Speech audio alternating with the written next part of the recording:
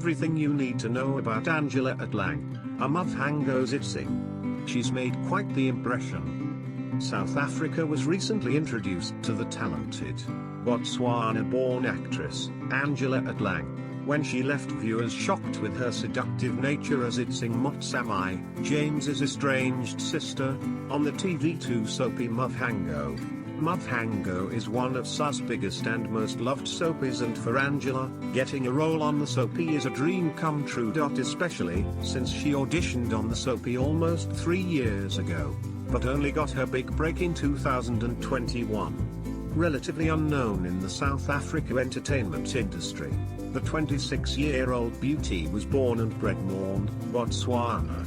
She shared her background story with Yaza, speaking of how she was born into a single-parent family headed by her mother, Jeannie Atlang. Back in Botswana, Angela is popular as a model, having done multiple advertisements. However, she always knew that acting was her true calling. Angela Atlang has definitely lived up to many's expectations, and they are dying to know more about this talented actress.